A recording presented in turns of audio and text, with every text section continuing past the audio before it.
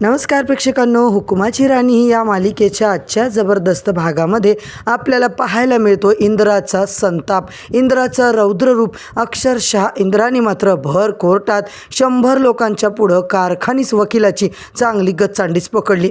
का प्रेक्षकांनो, नेमकं काय झालं मालिकेमध्ये? जबरदस्त असा ट्विस्ट आपल्याला पाहायला मिळतोय. मालिकेचा आजचा भाग खूपच इंटरेस्टिंग असा दाखवला आहे, त्यामुळे शेवटपर्यंत नक्की बघा. इकडे मात्र इंद्रा कसा काय इतका हायपर झालाय.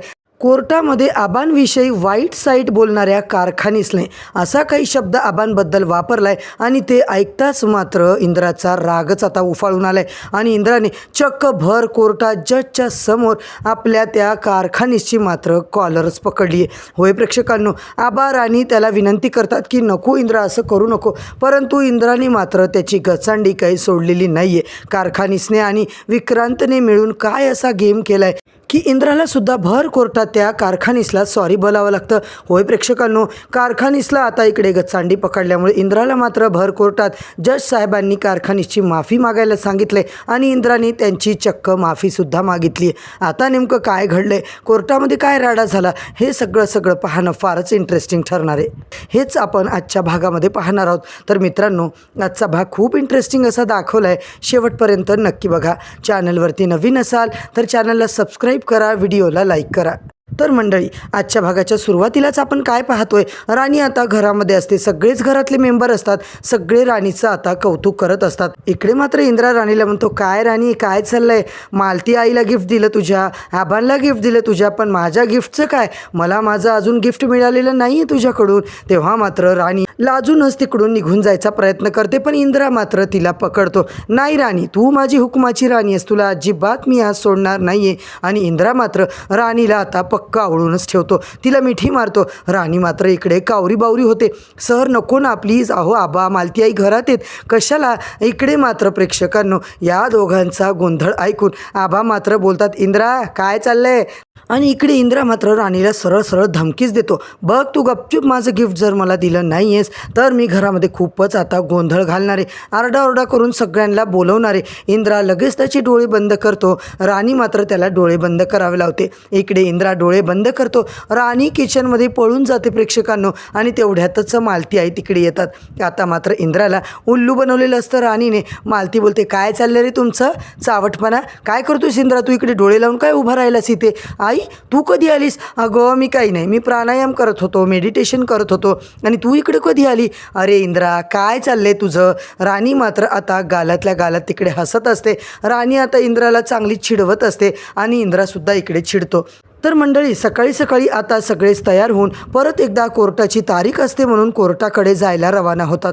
आता नंतर आपल्याला परत एकदा कोर्टरूमचा ड्रामाच पाहायला मिळतोय, इकडे ज्यामध्ये राणी आता आपली बाजू ठामपणे मांडत असते. राणी मात्र ठामपणे तिचे सगळे मुद्दे मांडते आणि सुरुवातीपासून राणी आता सगळं काय घडलंय ते मात्र जज समोर एक्सप्लेन करत असते की इंद्रजित महाडिक हे कंपनीचे कसे मालक होते, विक्रांत त्यांच्या हाताखाली होता, इंद्रजित महाडिक हेच आता तिकडे MD होते, परंतु आमच्या कंपनीचा फायलिंगचा सगळा आता फायनान्सचा जो काही आता कारभार होता तो मात्र विक्रांत सरांना आम्ही दिलेला होता. आमच्या घरातच ते राहायचे, आम्ही सगळे एकत्रच होतो आणि कामाचा इतका लोड असायचा म्हणून आता विक्रांत घरचा म्हणून त्यांच्याकडे हे सगळे महत्त्वाचे कामं दिले होते. पण त्यांनी प्रेक्षकांनो असं काही घोटाळा केला आणि ज्या फायली होत्या त्या फायली मात्र आता यांनी गहाळ केल्या आणि त्या फायली गहाळ करून खरं तर त्यांनीच आम्हाला उलट घराच्या बाहेर काढले, फॅक्टरीतून आमचं नाव काढून टाकले आणि सगळ्या डॉक्युमेंटवर खोट्या सह्या करून त्यांनी फॅक्टरी, घर सगळं फसवून त्यांच्या नावावर घेतलंय.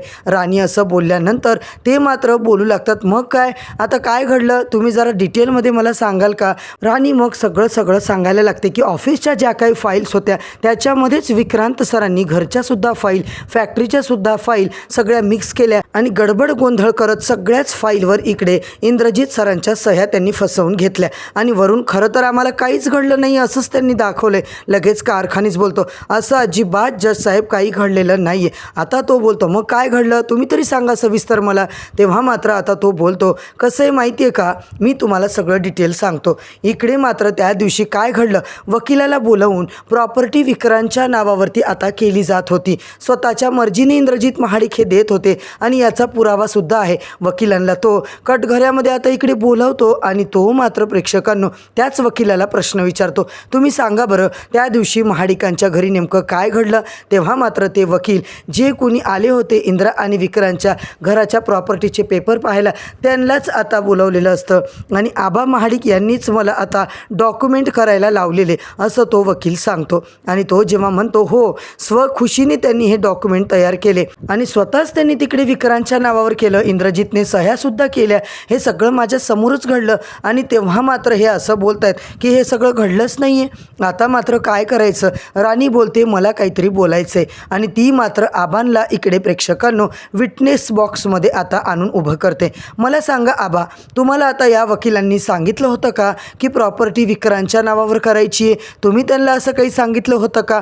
तेव्हा आबा आता बोलायला लागतात, अजिबात नाही, मी असं काही सांगितलेलं नव्हतं, मी फक्त डॉक्युमेंट बनवून घेतले होते, पण या सह्या वगैरे मी आणि इंद्रजितने अजिबात केलेल्या नाही आहेत. उलट या सह्या त्यांनी केल्या. जेव्हा मला घरातून त्यांनी हाकललं तेव्हाच मला हे कळालं की त्यांनी या आमच्या खोट्या सह्या वापरून सगळी प्रॉपर्टी त्यांच्या नावे केली.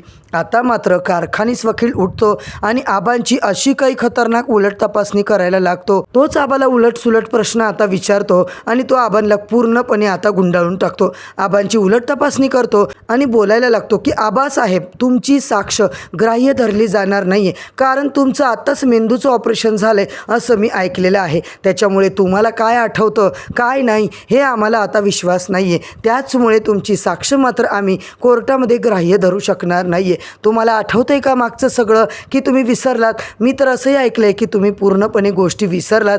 आबा बोलतात नाही असं काही नाही आहे, पण कधी कधी मला असं होतं गोळ्या औषधं घेणं हे वगैरे मी विसरतो, बाकी मी कुठल्याही गोष्टी विसरलेलो नाही आहे. आता मात्र माझी बायको राणी हे सगळं माझे कामं करतात ना गोळ्या औषधांचं, म्हणून मला मुद्दामून आठवण्याची गरजसुद्धा पडत नाही. आता आबा भोळ्या मनाने सगळं सांगतात आणि खरं सांगतात. बस हाच मुद्दा पकडून प्रेक्षकांनो कारखानीस वकील मात्र आता इकडे आबांना पकडतो. त्यांच्या शब्दाला तो पकडत असतो आणि तो सरळ बोलतो, हे बघा जज साहेब, हा माणूस पुरता वेडा झालेला आहे. यानं स्वतःच्या तोंडाने कबूल केलं आहे, याला अजिबात कधी काहीच आठवत नाही आहे. आत्ताच त्याच्या ब्रेन ट्यूमरचं ऑपरेशन झालं आहे. एकदा ब्रेन ट्यूमरचं ऑपरेशन झालं की माणसाला विसरभोळेपणा येतो आणि हेच यांच्या बाबतीत घडलं आहे. आता मात्र त्यांनी स्वतःच्या हाताने सगळी प्रॉपर्टी विक्रांत महाडिकांना दिली आणि हे सगळं चक्क ते आता विसरून गेलेत. म्हणूनच आपण यांची साक्ष अजिबात ग्राह्य धरायची नाही आहे. आता यांनी स्वतःच्या मर्जीने सगळं केलं आहे ना, मग कशासाठी बाकी सगळं.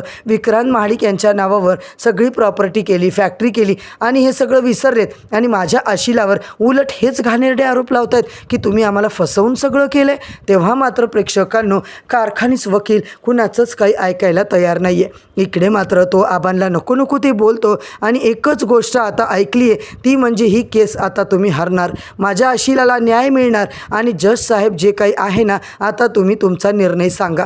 आणि हे सगळं प्रेक्षकांनो इंद्रा जेव्हा ऐकतो त्याला आता इतका संताप येतो ना, त्याच्या तळपायाची आग मस्तकात जाते आणि इंद्रा मात्र डायरेक्ट आता तिकडून उठतो आणि त्या कारखानीस वकिलावर चांगली फायरिंगच करतो. त्याची गचंडीच पकडतो, चक्क त्याची कॉलर ओढतो आणि त्याला जोरजोरात बोलायला लागतो, तू माझ्या आबांना आता इकडे बोलायचा प्रयत्न केलास, तुला कळतंय का तू काय बोललास. आणि इंद्रा चक्क त्याला भर कोर्टात जजच्या समोरच मारायचा प्रयत्न करतो. होय प्रेक्षकांनो, आजचा भाग तर इथेच संपलाय. उद्याच्या भागामध्ये आता काय नेमका धमाका होणार आहे. इकडे मात्र इंद्रा आता परत एकदा कारखानीस वकीलची चांगली खरडपट्टी काढणार आहे, परंतु कारखानीस वकील मात्र परत इंद्राचाच गेम करणार आहे.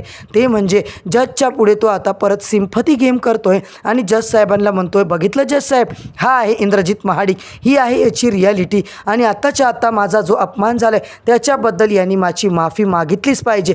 पूर्ण कोर्टामध्ये भर कोर्टात त्याने माझा इन्सल्ट केला आहे. तेव्हा जज साहेब मात्र इंद्राला आता अडवतात आणि सगळ्यांच्या समोर इंद्राला आता कारखानीची माफी मागायला लावतात. इंद्रा तिकडे त्यांना सॉरीसुद्धा बोलतो आणि नेमकं प्रेक्षकांनो राणी इंद्रा आता एकमेकांकडे बघतात आणि एकमेकांना शांत राहायचा सल्ला देतात. तर मंडळी, उद्याचा भाग आजचा भाग खूपच इंटरेस्टिंग वळण मालिकेमध्ये आलं आहे. आता परत भेटूया उद्याच्या इंटरेस्टिंग भागामध्ये. तोपर्यंत नमस्कार.